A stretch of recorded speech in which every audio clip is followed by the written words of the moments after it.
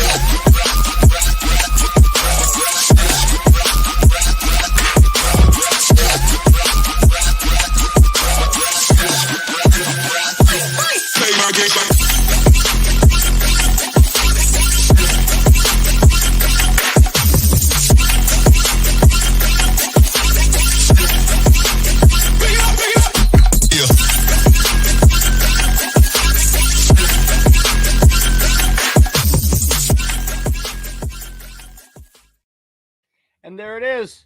The music ends. And I am here, Main Event Mike. This is the main event. It's Monday. It must be 7 p.m. Eastern time because I'm here. You're here. Thank you. Follow us on Facebook, Lions Villain Squad. Go to our group. You know, on pages, you can't post anything, but in groups, you can post your own opinion. Post your own take. Let it get circulated around the internet. We love all the people that follow the page, but the group is called Lions Main Event, MANE, 18.2 thousand members in that group. We keep it completely clean, no spam, no people trying to sell you tennis shoes, nothing. We keep it clean in there. Lions Main Event. Join the group, join the conversation. Hello, everyone, and welcome to the main event. I'm your host, Mike. Hello, Chad, I see is in the comments today. Our resident Panther fan, Will Vogel. What's up, Will? Glad to see you in here today. And Chad, hope your travels are keeping you safe as well. And today, it's still that off season, buddy. We got 10 days until the draft. 10 days from today, and 10 days in 1 hour, it will be the 2024 NFL draft. We used to call that the Super Bowl as Lions fans, but we don't do that anymore since Dan Campbell and Brad Holmes have come onto the scene and changed our entire culture and our entire outlook. We're no longer the laughing stock of the league, and it feels damn good to be a Lions fan. Shoot a link, Facebook user says. I don't know. Got to know who you are. Accept the invitation from StreamYard, and then maybe we can get you on the show today. So, yeah, 10 days for the draft. And there's so much speculation swirling around out there. Today, I spent the first part of the day scouring all of the sports news outlets, trying to see draft predictions, right? What do they have for needs for the Lions? Of course, cornerback is a need. 27th ranked secondary in the league. What do you expect? You lose C.J. Gardner-Johnson. Safety help and nickel corner help. You lose him. You let Jerry Jacobs go. You bring back Kendall Vildor, not sure why. You bring back Khalil Dorsey, good on special teams. We lose Chase Lucas on special teams too. Might seem like nothing, 7th round draft pick. He's the only Brad Holmes draft choice to not be under contract as of this moment.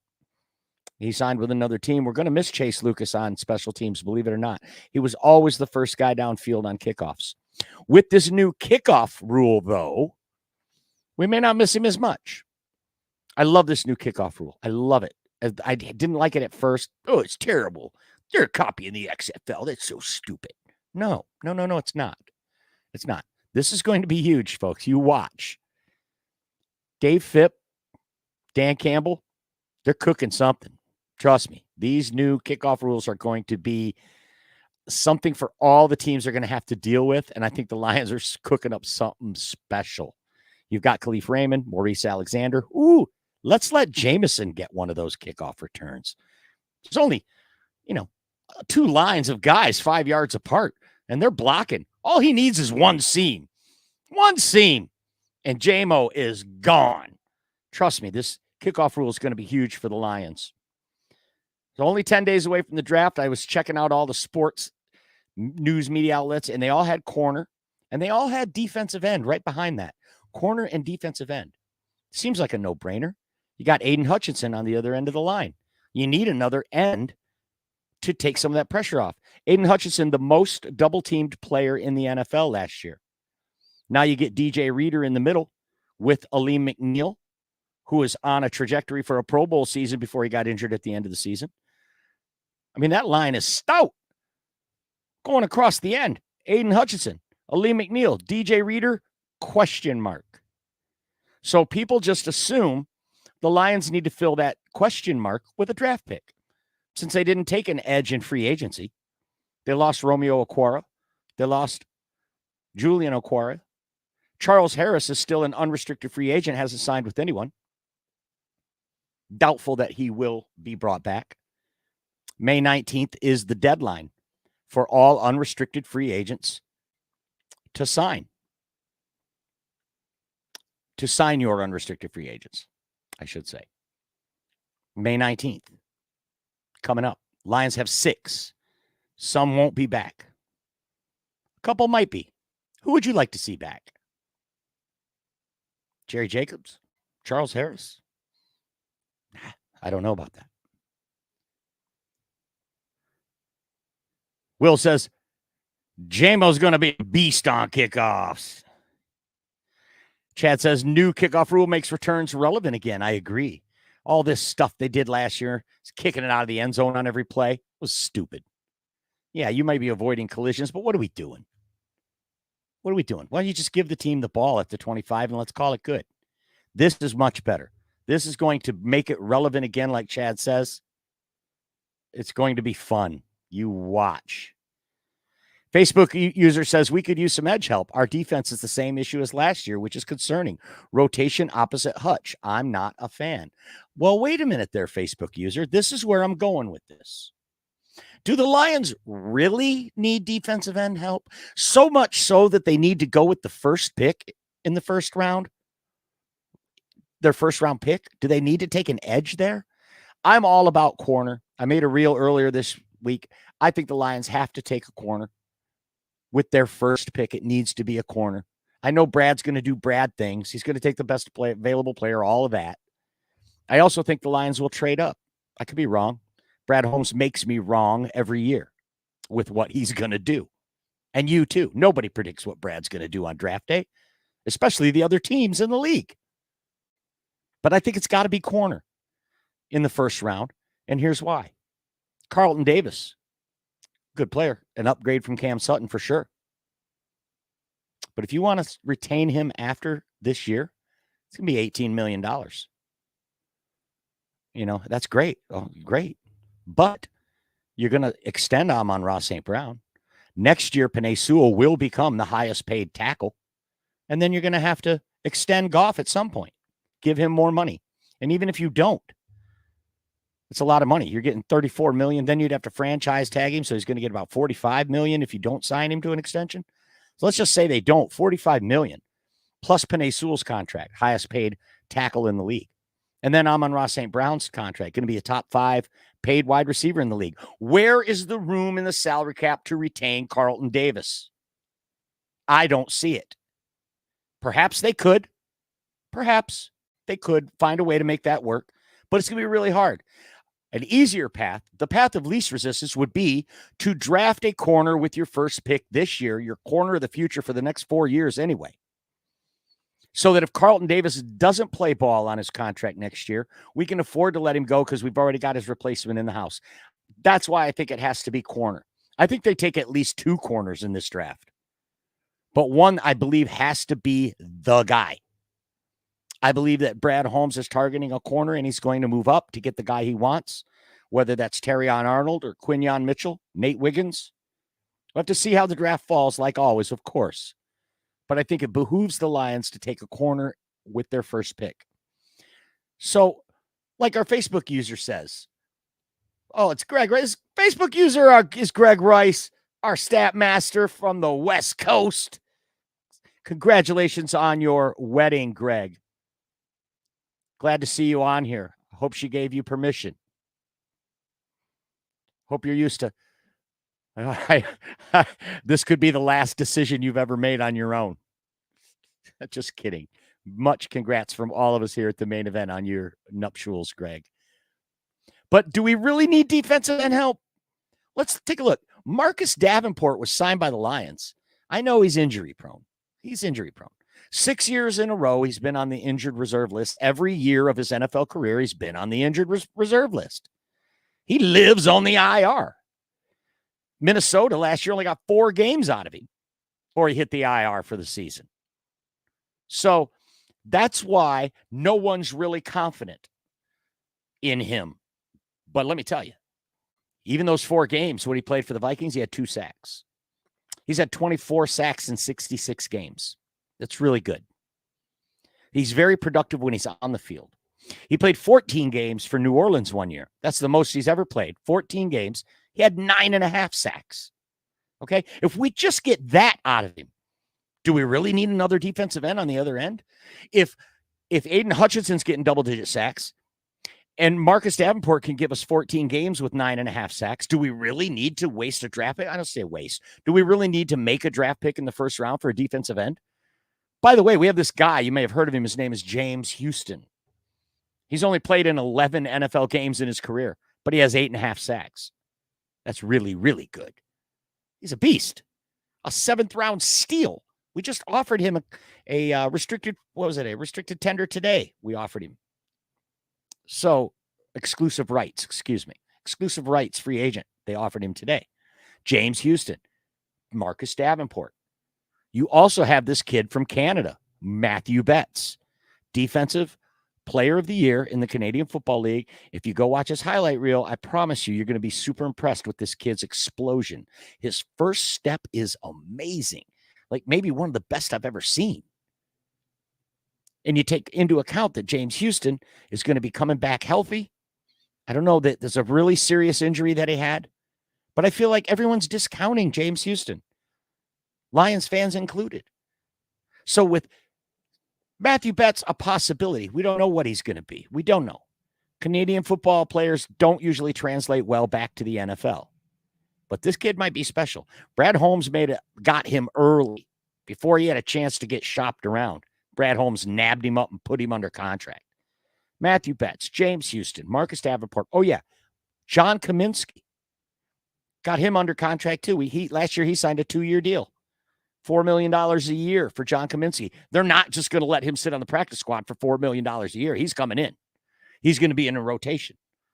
Hutch plays 98% of the snaps on one end. Now you got 4 guys on the other end to cover what Hutch does by himself on the other end. So with 4 respectable guys, now these are 4 guys. In the past, Lions would have 4 guys in a rotation that wouldn't be able to make another team. They wouldn't even be able to make the roster. All 4 of these guys would make another NFL roster, probably any NFL roster outside of a few teams that have super depth at the defensive line. But they have 4 guys to cover that one defensive end spot. How important is a defensive end with the first pick in this draft? I just don't see it, guys. I don't. I can see a corner in the first round that he moves up to get, and I can see offensive line help in the next round. It would not surprise me if they took an offensive lineman in the first round and got the corners after as well, depending if there's a guy that Brad likes, really wants. Jackson Powers Johnson would be incredible. We'll talk about that in a minute because we're going to talk about the offensive line and possibility of drafting an offensive lineman as well. What else we got here in the comments? Let's take a look. Oh, our good friend Jeremy Ballreich is in the show. Jeremy, if you're not doing anything, you can feel free to jump on, man. Love having you on. Don't forget, you can catch Jeremy every weekday morning at 11 a.m. right here on this very network. It's Football Talk with Smoking Jeremy B. and Von Doom. It's a really good show. It's doing really well, too, by the way, on this network. We appreciate it. Chad says, yeah, we have depth on edge big time. Right. So why is defensive end listed on every single sports media outlet as a major need for the Detroit Lions? Because they're not counting on James Houston. Such a terrible injury, a 7th-round draft pick. Maybe it was a fluke, those sacks that he got in 9 games. They're not counting on Marcus Davenport because he spent so much time on the injured reserve list. They're not counting on Matthew Betts because he come from the Canadian Football League. We do have depth at defensive end. Let's not confuse it. Jeremy says we have 13 players total that play the edge on the D line. Good call, Jeremy. I'm a fan of TJ Tampa. I do like Kool-Aid as well. TJ Tampa is an interesting prospect. I don't think you'll need to move up for TJ Tampa. He'll be there at 29. I could be wrong. My gut tells me he's going to be there. When you look at the list of corners that are ahead of him and you look at how many quarterbacks are going to go in that first round, I think TJ Tampa's still there at 29. Brad could stay there at 29. He's never ever not had a top 10 pick. So it might be something new for him to hang back, take the pick, let the draft fall to you. That's something he has never done. He's never let the draft fall to him. He's aggressive in the draft, and he goes out because he doesn't draft for need. He's said it many times, and he walks the walk and talks the talk. He doesn't draft for need. He drafts to acquire talent. That's why I don't think it would surprise me much if he did take an offensive line. Big Dan, our good buddy, says Brad will select whom he deems is the best player available. Could be any position, and I'll be A-okay with it. Brad Holmes hasn't steered me wrong yet. That's right, Big Dan. Thank goodness Aaron Glenn's not the GM because we know you hate him. Maybe Brad will give a new toy to Aaron Glenn in that secondary. Chad says, if anything, we need another D tackle on the line, not an edge. And there are some really good D tackles in this draft. There will be some very good D tackles available at 29. Please welcome to the show from Smoking Jeremy B. It is Jeremy B. Welcome to the show, Jeremy. How you doing? I'm doing so good. How I'm about you? excited for next week. Yeah, and congratulations on getting your press credentials. I know that. Credentials straight from the NFL. That's so awesome, Jeremy. I know you've wanted that for so long, and it finally came, and you know what? You put in the work, brother. You deserve it. 2.5 seasons of writing.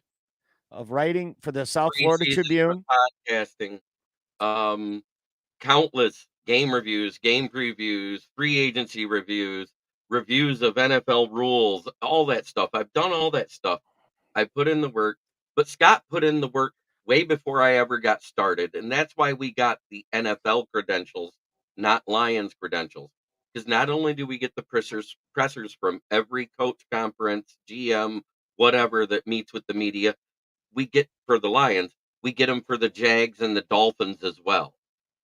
So that's 10% of the league that I get that information about.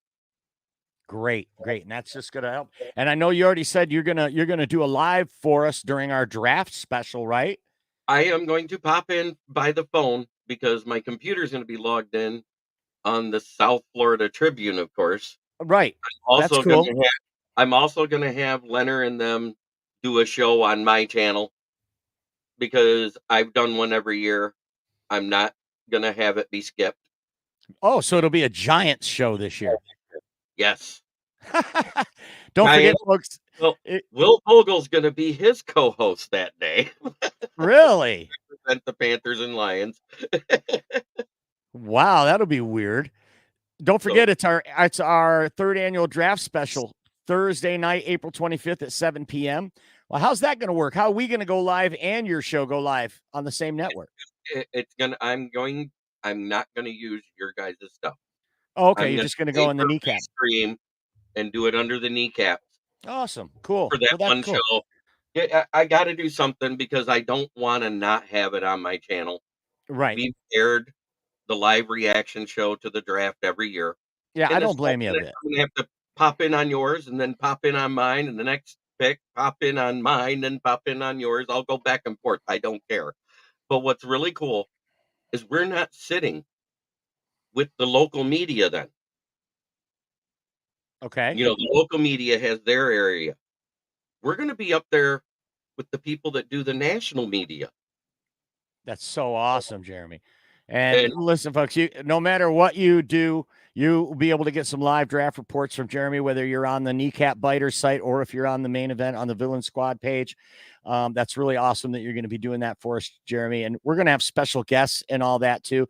You know, we're all a community here. We're all a family. So let me find out how I can do this real quick. Search Chad. And Russell's actually on vacation right now. right. So Russell is not going to be, did not do his show today because he is on vacation. So he'll be back though this week. And of course you can catch Russell Wayne, Football Talk with Russell Wayne, every weekday at 3 p.m. right here on this very network as well. So as I was saying, you know, not only do you got the guys you named, we got two guys that were drafted as DT tweeners already, and Josh Pascal and Levi Onwuzurike. You've got other guys that are of that same mold that are on the practice squad. So we're sitting 13 deep. Yeah, I was totally remiss by not mentioning Josh Pascal, second round pick, who's starting to come on at the end of last year. Battled some injuries at the beginning of his career, and now as a second round pick, he might develop into what Brad Holmes drafted him to be, right? A guy who plays edge and can also move inside and rotate on the D line. So that's another guy. And then, I mean, you look at Broderick Martin, a D tackle that they're developing. DJ Reader ought to help with that. This D line's in great shape. So Jeremy, real quick, do you agree that the Lions are not at desperate at defensive end as everyone's making it out to be? I think they can wait and take a day 2 pick if they like somebody a lot. Thank you.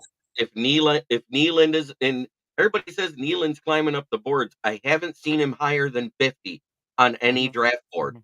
So that being the case, there's a good chance he's there at 61. Right, and that's Marshawn Nealand, the defensive end from Western Michigan. They had him in today for a top 30 visit into Allen Park today. Yep. And he will be there in the second round, you're saying.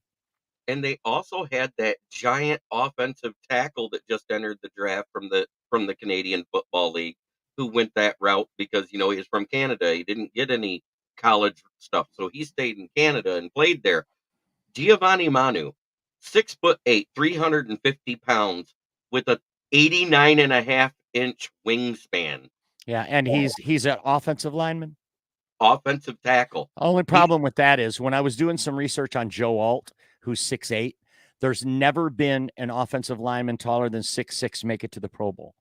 Because when you're that big, and look, playing on the lines is all about pad level and leverage and getting under the pads. When you're that tall, it's easy to tip you over.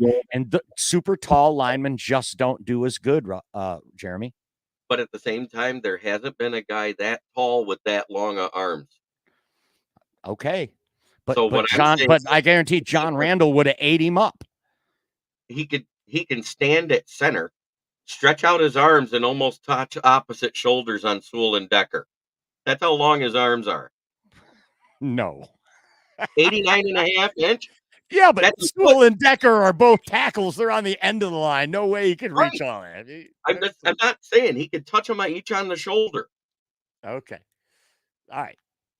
So let's welcome to the program now our good friend Chad. What's up, Chad? Here I am, coming from your most favorite homeless camp. No, Chad, I don't do trash talk anymore. It's a kinder, gentler main event mic now. I don't do trash talk anymore. I retired anymore. It's Camp Day Ford. Coming to us from a stolen car, it's Chad. What's up, Chad? Hey, I changed the VIN. It's all good now. You know, I'm honestly, all this DN talk, I really don't think it's necessary. I think what's going on, the Dan and Brad and Chris and Sheila, they know exactly what's up. if anything, and I don't want a D tackle in the first round, but I'd rather have a D tackle than an edge rusher. I want a cornerback in the first round or a slot safety. That's where we need a little more depth. There's And those not a are often first prone round. injured players, correct? Wait, Yo, there's what do not you a think safe- about an offensive lineman, Chad? Yeah, I could accept that more than a D end. Me too. I can accept. Here's what I won't accept. I won't accept an edge in the first round. Period. I'm out on it. If it's Mm. a guard, a center, a tackle, a wide receiver, a corner, I'm good. There is not a safety worth a first round pick. I don't care what anybody says. I looked at all the game film. None of them are first round picks. Tyler Nubin is the closest, and he's 40 something on the prospect list. Mm-hmm. And Mel Kiper mocked the Lions to get a safety and in the second round, it was the highest ranked safety on the board. It's a thin class at safety this year. Right. So you said you did say though in that last comment, Jeremy, you said that's the one thing I won't accept is an edge. Did you mean safety? No, I meant edge. I won't accept an edge in the first round because there's only 5, and they're going to go before pick 25. I'm not trading up for one. Right. They- So I think we're all aligned here then. That this the media is blowing it out of proportion, the defensive end need for the Detroit Lions. And we haven't seen what Houston's going to look like for a second healthy season yet, Right. as you mentioned. But he's just a rotational quarterback bullet.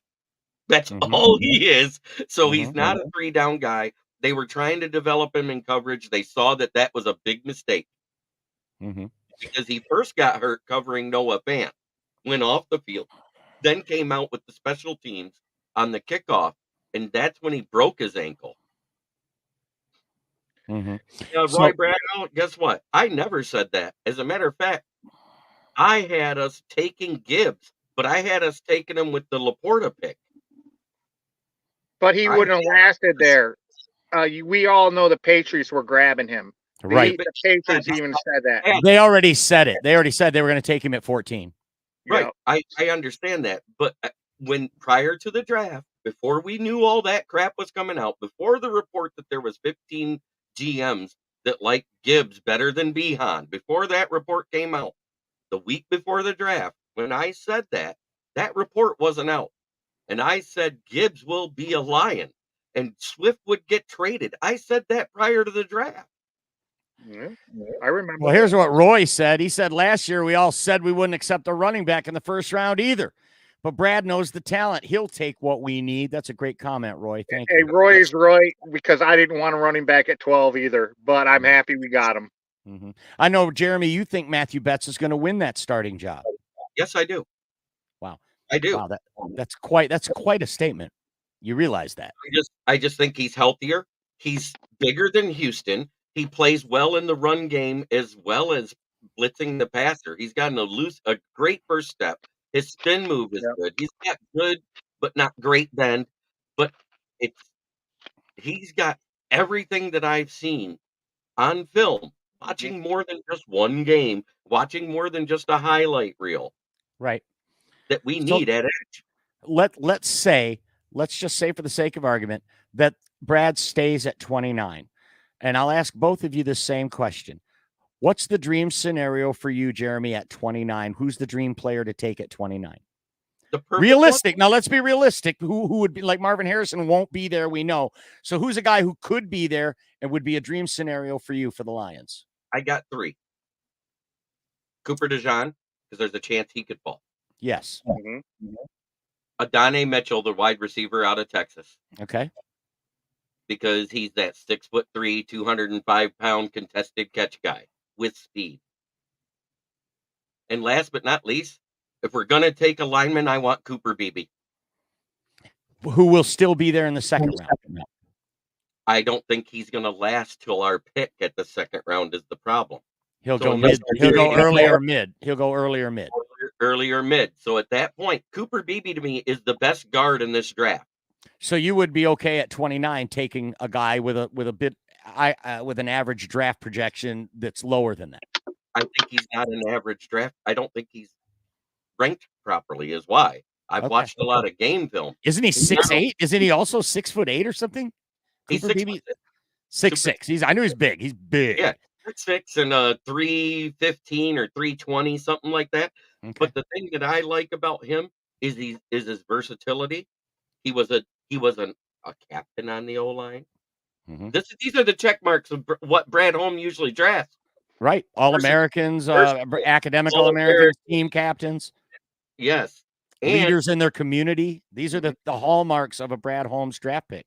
And you say he Cooper plays- Beebe checks all the boxes. and he plays left tackle, left guard, right tackle. The only position on the O-line he's never played is center. Awesome. Chad, let's give you the same question. Dream scenario at 29, who would you take? It's a dream big time because I think he'll be gone by 15, but I want Quinyon Mitchell. Yeah. Brad Yeah, will that's have a- to trade up to get him, and I don't think Brad's going to give up that capital. Right. But Now, that would let me be let me my back you up, dream Chad. Let me scenario.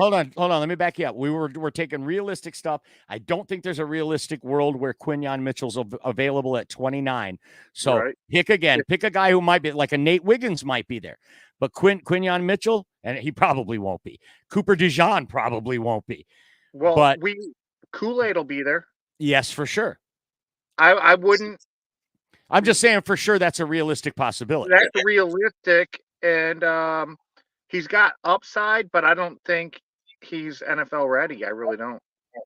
As a guy who makes memes for a living, I really hope they draft a guy named Kool-Aid. That would be the shit. So I don't know. anyway, That's for me, why I want to trade back, Mike. I want to trade back. I want to get the capital.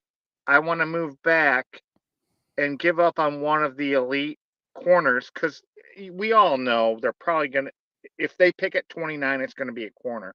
I'd like to move back a little bit and yeah, gain. okay, but what if 29 comes and those corners are gone, but Jackson Powers Johnson is sitting there and he's still there at 29? For me, the same question I asked you guys for my dream scenario pick, it would be Jackson Powers Johnson because we have no one backing up Ragnow. Glasgow's listed as your starting right tackle and the backup center. We have a hole, we have a need, and he also checks all those boxes that Jeremy talked about. Who He's a would team complain captain. about that, Mike? He's Who an would complain? All-American. He's the number one center on everyone's board. He's strong. Go ahead, Jeremy. You'd I complain. will complain about that. Okay, Because tell me why. His medicals have came out, and what that is he has a condition that is more than likely going to shorten and also increase his chance of a season or career-ending injury. Sounds Which like a Brad is- Holmes kind of Which guy. is what? No, I'm just saying that's what was released. That's why. But what he is started- that? What is this They phantom haven't condition? They haven't released what the condition is, but that's Then what why they're is he saying. still so high on the draft board, Jeremy? He already started falling on the draft board, Chad. He's He fallen has. to the 30s. He has. He Plus, has started to He was fall. at 15. He's now in the 30s. And if that report comes out and they say exactly what it is, he'll probably fall even more. But they haven't released what that is, though. You're saying. And I don't think Interesting. I think because of all sorts of non-disclaimer and the HIPAA violations and stuff, they can't unless he authorizes it. Would make sense. It's medical information, right? Right. So, Mike, there's a guy I really want bad at around 130, and if he falls further, I want him as a flyer because, I mean, that's a flyer's worth it. He's got so many intangibles. That's Cam Hart, who could probably be converted to a safety. Now, Jeremy doesn't like him, but if we had a 4th round pick and we picked him at 144, Jeremy, would you complain? Yes, because if you're going to be picking him around 130 to 144, you could have Brendan Rice. Jerry Rice's son. Jerry Rice's son, a guy that's very underrated. Or you could grab a guy that can play quarterback, running back, and wide receiver that's very good, who's got a pedigree of greatness that's still in the NFL. Christian McCaffrey's brother, Luke McCaffrey. That's a good call. So- For me, a guy like that, a guy that I think of when you talk about guys like that aren't first rounders, maybe not second rounders, Zach Zinter, guard from Michigan's a guy I would love to see us get coming off a broken leg, but he was an All-American and a team leader, team captain. And, he was a beast all year before he got hurt. And now it's caused his draft stock to drop. I think that could be a real steal in maybe the second or third round for the Lions to get a guy like Zach Zinner. I just saw him projected in the third round today to the Lions. Nice. Oh, yeah, nice. Yeah, I think it was Mel Kiper had that, right? Yeah. All right, let's see what we got here. Fred says, good afternoon. It's a great day to be a Lion. One pride, Fred. Thank you, sir. Roy says, we need another corner. Just look at the Bears with Keenan Allen, DJ Moore, and they're probably adding another wide receiver. We need to keep up. 100%, Roy. I'm with you there. That's why we're saying corner in the first round. All three of us like the Lions to take a corner in the first round, which is probably exactly why Brad won't. All right. I just got this gut feeling it's going to be an O lineman or wide receiver because all the good corners will be gone. And I'd be okay with that. I don't think I'm really okay with the wide receiver pick though, and I'll tell you why. Because the offense is elite already, and I know he doesn't draft for need. I know that, but you need defensive help badly, so you better find that best player available that's defensive, because that's what this team needs, is an injection of a superstar defensive player to really heighten the profile, really heighten up this defense. I really hope it's a defensive player, regardless if it's not an offensive lineman. I think that there are some real good wide receiver prospects in here. I mean, there's a long list of them. Keon Coleman, 6'4", from Florida State, possibly be around at that time. Adonai Mitchell, like you said, Jeremy, possibly. Xavier Worthy, 4.2 speed from Texas, right? He's not going to go in the first round from what I've seen, but I'm just making a point. There are a lot of good wide receivers in this. Jerry Rice's son from USC. He's even got the connection, the USC connection with Amon-Ra St. Brown. So that could be a good pick for us. But I just don't want to see an offensive player go in the first round of the Lions if it's not on the line. That's just me. And I'll tell you why. Because here is our depth on offensive line. We know the starting five is elite. Taylor Decker, now Kevin Zeitler, Penei Sewell, Graham Glasgow, Frank Ragnow. Frank Ragnow with an inoperable foot condition, a turf toe injury that the tendon is actually pulled from the foot. It can't be fixed. He's looking at retirement within 2 years. Book it. Frank Ragnow will not last another 2 years with this injury, I don't believe. We need somebody to back him up. We're going to take at least second or third round. There will be an offensive lineman, in my opinion. But behind that elite five, you've got Colby Sorsdal, Dan Skipper, Kayode Awosika, and that's it. That's not enough depth. You're forgetting about the other three guys that we got on the practice squad. I'm not forgetting them because they're on the practice squad. Those guys are interchangeable. Those guys are interchangeable like any other practice squad player. Those guys aren't reliable enough for me to mention in this setting. But with the rule of 9 offensive linemen, some of them are getting called up, is what I'm getting at. Sure, and I've only listed 8 so far. So, I mean, there's plenty of room there. There's not a lot of depth there, is my point, Jeremy. You'll agree with that, right? Exactly. I think there's more depth than people to realize, because some of those guys were rated higher and fell, and we took them later or signed them as UDFAs. What's the other one? The other Colby that we got? Colby Jack? No. On the practice squad, the one you didn't mention. We got Colby Sorsdal. We got Colby Jack. We got that's a cheese. That's a cheese. My bad. Well, anyways, Colby Covington. No, he's a UFC fighter. Shut up. I don't know. Who's the other guys, Jeremy? Now, who's on the practice squad? I know. Doesn't matter. They're nobodies, is my point. We have no backup center. We have no one backing up Glasgow. These guys are nobodies outside of that. Colby Sorsdal didn't. Scott Daly to do it? No. He's a long snapper. Colby Sorsdal is a late round pick from an Ivy League school. A lot of upside, but it didn't pan out. Didn't look really good last year. In his first year. Didn't look really good. I mean, you're talking about a big leap in competition for this kid who played Ivy League in college. But look who he's learning. Look who he's learning with. Absolutely. So hopefully we'll see some progression there, but we still can't expect a whole lot, is what I'm saying. The international player that came over, Matt Barniak, Connor Galvin. That's the one that's 6'7". Unproven guys. This is my I know. point. You're making my point. I understand. I'm looking them up. You said look them up, so I am. I thought it was Colby. It's Connor. That's why. Fred says, my only problem with taking a corner is the learning curve. We know there is a big learning curve at corner in the league. Brad Holmes knows talent, so in Brad I trust, but by pick 29, will there be anyone at corner that would be worth getting rid of? What do you think of that question? Worth Yeah, drafting? all the I time. don't You wanna- know. Is there really going to be anybody worth drafting at 29 where we could get a better player at a different position? Is there going to be a corner there at 29 that we'd rather have a wide receiver because of their potential and what they are? Well, Is this there are 5 high-profile corners projected in the first round. Mhm. And there's also 4 or 5 quarterbacks projected in the first round, 4 or 5 wide receivers projected in the first round. So it is going to be interesting.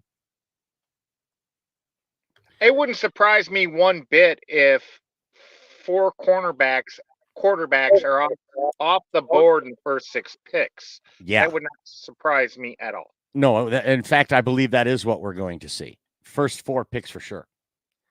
Now, Roy says, would you trade pick 29 to Denver for Surtain Jr.? Jeremy? It'll take more than that. Probably not. Plus, we don't have the cap room to do it because we still don't know if Sutton's dead cap will be off the books. There's a Right. reason why it's blank next to that cap hit for Sutton because Right. he has to be approved by the NFL. If it's Right. approved, all we got is rookie cap. Do you expect that it will be approved? It still could be because it is a violation of his contract, according to the contract he signed with the Lions. Any domestic violence is automatic dismissal. And they're then within their right to void that But, money. hey, can I bring this up? Go ahead, Chad. What his domestic violence should have been a felony, but we don't know the whole story. But from what we were told, it should have been felony. But now he's being charged misdemeanor. Hang on, can I finish what I'm saying? No, but I was going to tell you, it was charged originally as a felony. That's what the initial arrest warrant. I know, but it's now a misdemeanor charge, is what I just last read. Means he's got a Johnny Cochran type of lawyer. That's all that means. That or she backed off. It's one of the two. I believe it could be both. She got a little bit of cash and said, "Okay." Oh, baby, you know I love you. You know I love you. But I didn't mean to strangle you and throw you out a window. A misdemeanor domestic violence is way different than a felony, and he was originally charged with a felony, but now it's knocked down to misdemeanor. Is the league going to punish us after we did hard knocks for them? We're letting them have their draft here in our city. Are they going to punish us because courts, they knocked the charges down? I think it's a good question, and that's what Jeremy's saying is that we don't know. You can't make any move right now until you know what's up with that $10 million. Stephon Gilmore's still out there, right? If we can get that money voided, then he's a possibility. These things are, but right now you're hamstrung by that money. You don't know what the outcome's going to be. I wonder how long it'll take the league to rule on that. Aren't we supposed to know by June 1st, Jeremy? No, there's no timeline as to when they can do it. Right. More than likely, it will be somewhere between the draft and June 1st, because that is when the second free agency starts. Because once the draft goes, there's no signings till June 1st because we wait for roster cut down. Guess who's sitting there and already said he'd play less for a contending team? And I'd rather have him because he's younger and better. Xavier Howard. But they let him go in Miami for a reason because the rumors are he's washed and can't keep up in practice. You know why he was let go in Miami? He can't keep up in practice because he had that AO problem. He had his starting job taken away because somebody else came in. He was the CB1 there for 3 straight years, playing at a top 10 level. They bring in Jalen Ramsey, and because they paid him more, they made him CB1 without earning it. So, Jeremy, that doesn't sound like a Brad Holmes kind of guy to me. because a Brad Holmes guy that loses his position and gets dropped down is going to fight to get it back. But instead, he just quit. He didn't quit. They let him go. Released him. No, they let him go because of his production. It dropped when they knocked him down. Hear me out, Jeremy. Wait a minute. You're saying that, but yet we just traded for a guy that is injury prone. That's not what we're talking about, Jeremy. Hang on, Jeremy. Do not double step on my question. You're my friend. Do not double step on my question. My question is, he was a quarterback one. He got demoted. After he got demoted, his production went way down. Okay, so that shows that he just didn't give a crap in my eyes. Chad, you better relax, or Jeremy's going to get his dad. Let me answer the fucking question, because you asked me a question, and I was answering it. I was answering it, and you interrupted me, and that's rude as hell. Okay, I said we traded for an injury-prone guy that we don't know will last the season. We signed back an injury-prone guy that only played 2 goddamn snaps. Why wouldn't you take a chance on a guy that lost his position and was cut from a team? They offered to take less money to play for a contending roster. You think you could get him for $10 million? I think we can get him for less than that. Wow. Okay. Well, now we're in business. So what I was saying, Jeremy, is that what he did when he was demoted was he just gave up. That's not a good character thing, in my opinion.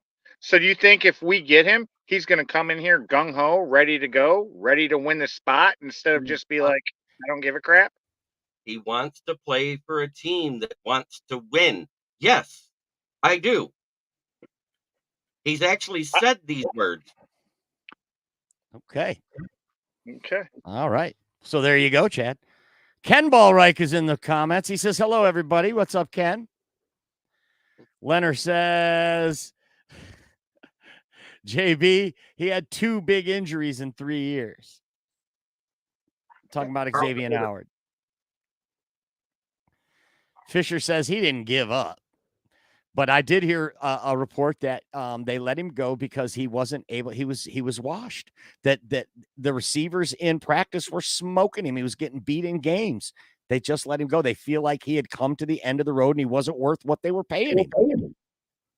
And that's why I think he'll take a small, tiny deal to play somewhere and win.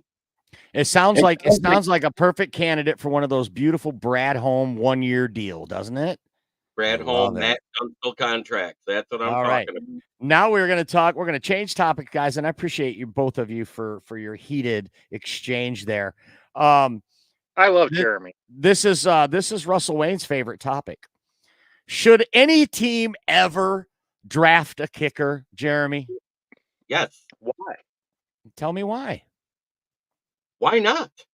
Well, you tell me why not first. I can tell you why not, because you can get any kicker off the draft sheet to give you as much production as a guy you could draft when you've got Brad Holmes drafting. And if that draft pick you spent on a kicker, he could find some gem like James Houston or Malcolm Rodriguez in a later round. That's why. What if it ends up being just like Jason Hansen, picked in the 7th round and cost you peanuts for 4 years? That's my point. I agree. Well, what if I bring up something and there's nothing? As long as you're not changing the topic, go ahead. We're on kicker, right? Yep. Okay. What about Jake Bates, who is he plays in Ford Field. He already has a huge fan base. I watch these games because there is no football. They cheer for him. They want him to come on to try to kick a 70. Instead of punting, they're like cheering for Jake Bates to come out. Now, he has not missed a kick. He's kicked 2 64-ers, only one counted. They iced him. He kicks to 62. He kicked 42. This last week, I watched the game. He had to kick 2 55s in a row. He kicks the ball straight down the middle. We don't have to draft, correct? We don't have to draft Jake Bates. Can't we just get him as just off the? I'll let you answer that one, Jeremy. Go ahead. As soon as his season is done, they can sign him. But until that time, you don't know if you can sign him. So you draft one just in case, because you can always put that drafted guy on the practice squad. I'm not saying sign him now. Yeah, Okay, Multiple Hey, teams have reached out to why him. you And am one? I saying he's the next Matt Prater? No. But what he's shown this year for his first year ever kicking field goals, his ball don't hook right and left. His ball goes straight. Take a All right. flyer. All right. All right. Well, I am not opposed to the Lions drafting a kicker in a later round. It would have to be beyond round 5 for me, and that's basically because of Brad Holmes' drafting resume. Um, Michael Badgley's only on a 1-year deal. We saw that the Niners took Jake Moody last year in the 3rd round. Probably would have been there in the 5th round, by the way. But this is what teams without a lot of holes do. They have the luxury to be able to take the best kicker in the country because they don't have a lot of holes to fill on their team. So I think the Lions are in this position. Let's face it, if they bring in 6 rookies, regardless of their position, it's going to be very hard for them to make this team anyway. They're going to have to work their asses off just to make this team, no matter what position they're at. But if you take a look, the Lou Groza Award, best kicker in the country this year, was a junior, Miami of Ohio. He is not coming out. So we will not see him. His name is Graham Nicholson. We will not see him. But the number 2 guy, Jose Pizana from UNLV, this guy's a load. He's like 260 pounds. He's got a big old beer gut. I don't know about this guy either, but there is a guy from Stanford, 2-time first-team All-American. He was a finalist for the Groza Award. He's Stanford kicker. His name is Joshua Cardi. I love this guy. I watched some tapes on him, and he's like you said, Chad. All his kicks go right down the middle. He's as steady as they come. I think he hit 26 out of 26 in a row this year. So this guy's a steady, like Jeremy said, he could be like a Jason Hanson kind of guy. There's some good kickers coming out next year as well. So I wouldn't mind seeing the Lions take a kicker in a later round. What do you think, Jeremy? And also, Cardi's long is 61, but there's another kicker that was in the running for the Graza Award that has a long of 61, and he's the size of Seabass and likes to hit people like Pat McAfee, and that's Harrison Mevis out of Missouri. Okay, nice. That might be So a guy. That's a name I haven't even heard. So that might be a nice under the radar pick for Brad to take. there's 2 or 3 in this draft that are good. If you want super accuracy but not a lot of length, in other words, Badgley from 45 and in, you take Will Reichland, the guy out of Alabama. Right. If you want the long ball kickers, you're taking Cardi or Mevis. After that, I haven't heard of any of them. There's a guy from Arkansas named Cam Little who is really highly touted as a kicker. So he's also in the top 5 listed as kickers coming out this year. So yeah, there is some kicking talent. That's another point that I was trying to make here. If you were ever going to take a kicker in a later round, this might be the year to do it because the talent pool of kickers is really deep this year in this year's draft. And honestly, Russell Wayne would probably blow his top if he heard me say this, but I want the Lions to take a kicker. Look, I was comfortable all my life with Eddie Murray and Jason Hanson for the bulk of my life. And Matt Prater. They had 2 kickers the bulk of my life for just those 2 guys. And the Lions year over year always have good special teams play. That's one thing this team's always hung its hat on. And I would love for us to take a kicker, actually, a guy that's going to be our kicker of the future. I don't want any indecision. I don't want any excuses if Brad Holmes goes for it on a ridiculous 4th down call, some cowboy bullshit that he pulls off. I don't want a kicker's not having a big enough leg to be the excuse of why we condone it. I want to have every bullet in the gun, and that includes an accurate long kicker that you can count on. I want to address Dan Leonard's comment about Bates. Let's do it. Let's put it up. Let's read it. He says of Bates, of Bates, but we know he meant if because he's got big fat fingers and the I and the O are right next to each other on the keyboard. Of Bates, if Bates was that good, he would have stuck with the Lions when he was a part of the team a few years back. What do you think about that, Jeremy? He was part of the team in 2019. Who was our kicker? Matt Prater. Matt Prater pulled a hamstring and couldn't do the kickoffs. So he was brought in just for kickoffs for 2 games. And can I add to that? That's another thing I like about Bates is he's a kickoff specialist. So not only can he kick field goals, he can do your kickoffs. Right. There you go. That's what he was in college. He was a kickoff specialist. They didn't use him as much in field goals. That guy had an average in college of getting out of five kickoffs, 4 touchbacks. 4 out of 5 where's the touchback. He kick it out of the back of the end zone, in fact. And he hasn't really kicked a field goal since high school, they say, because he was He just, hasn't in college either. I looked it up, Mike. yeah, because First that's field what we're goal saying. That's what we're saying. Yeah. So I don't know, man. UFL guy coming over as the guy. I'd feel better about drafting a guy who maybe didn't have that big of a leg, but had the pedigree to go with it coming into the NFL. That's just how I feel about it. I'd be happy bringing in Jack Bates and a drafted kicker and kicking Badgley to the curb. Right. I mean, Jake Bates, it's a great story, but that would really be, made for TV movie type of shit if he comes in and makes the NFL roster, don't you think? I mean, it's a feel good story, but. Did you see the pregame routine he does? No. He sits at the 42-yard line by the bench, sets it up, and kicks to the opposite field goal through the uprights.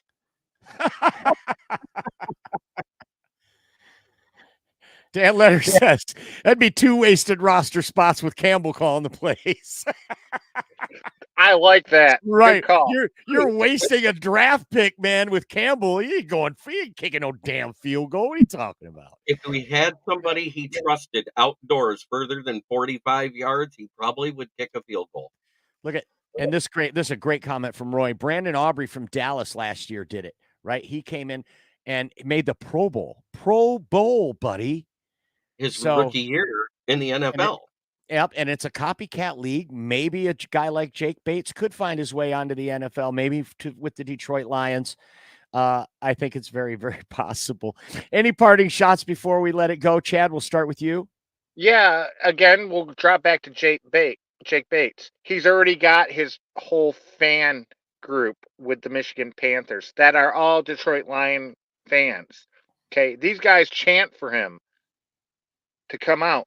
So I think we have a really good chance of other people are interested in getting him out to their teams. He's been contacted by half a dozen teams, I believe.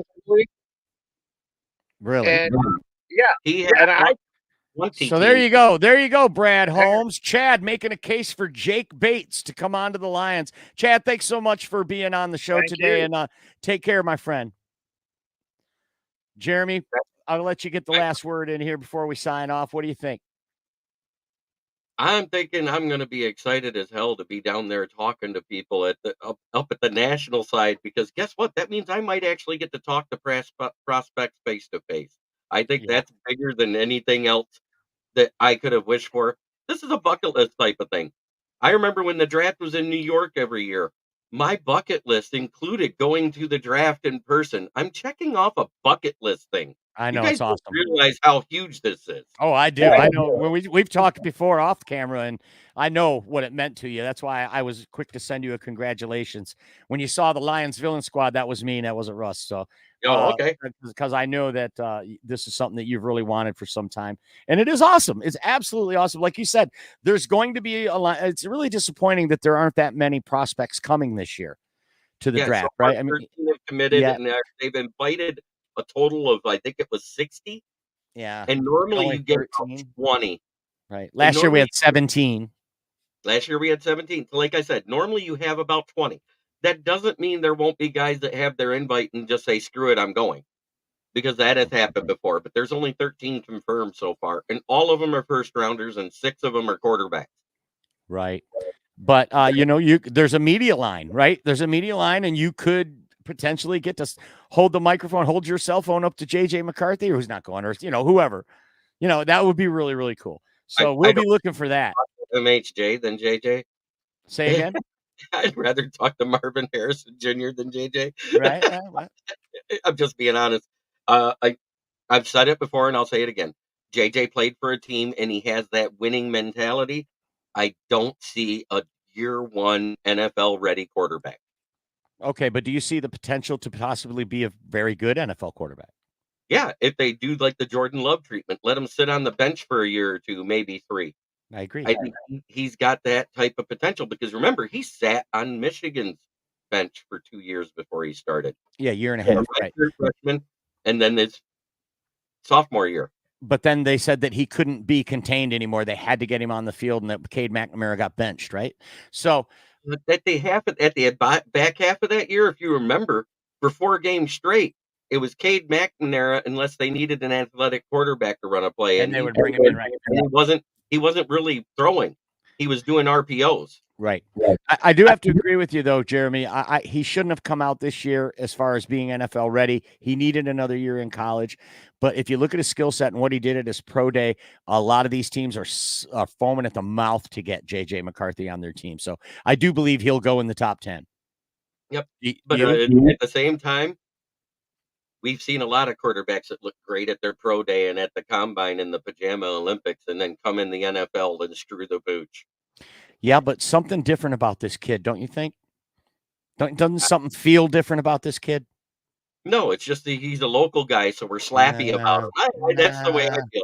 I don't think there's anything different about him. I really don't. I see what you're saying. It's called what kind of bias is that? Not recency bias. It's something bias because it's so familiar to you. Familiarity bias. That's what it is. Yeah. But I don't think it's that. Because when you see the meditation and the things that he does, he's just a cool cat. I think he's a guy that the rest of the team will play really hard for. That's called leadership. All right. And that's the things you don't teach. And this kid's got that. He's got it, and I can see it in him. And I agree with you. He needs to sit for at least a year before he's ready to get out there with the big boys. But I think when he does, he's a winner. He's got moxie, and he's got the physical tools. He's got a big enough arm. He's fast enough. He's smart enough. He can read defenses. He just wasn't asked to do a lot at Michigan, Jeremy. Well, they hit him for 5 games because they were scared to let him throw a pass while Harbaugh was benched. Well, he led his team to victory in every single game, so he did something right. Yeah, they ran the ball really well. He called running plays. Great. He's definitely one of the most polarizing prospects in this draft for sure. Yeah, I just think he'd be better suited as a second or third rounder, so he doesn't have that pressure of a first round pick. I think it would help him out a lot myself. I like it. So that's a good take from Smoking Jeremy B. You can watch him every weekday at 11 a.m. right here on this network. And say goodbye, Jeremy. Bye, guys. Goodbye, my captain. Awesome. Jeremy B right there. Really great to have him on there. Dan says, yeah, homerish. Roy says he's definitely a winner, talking about J.J. McCarthy. I agree. So, hey, it's been really great hanging with you. Don't forget, I'll be back again next Monday. It'll be our last show before the draft, and I'll be digging up topics all week. Be sure to follow us on Facebook, Lions Villain Squad, and join our group where you can post your own opinion, put your own take out. It's called Detroit Lions Main Event, MANE. For Jeremy and for Chad and for Russell Wayne, who's not here, I'm Main Event Mike saying peace out and God bless you all.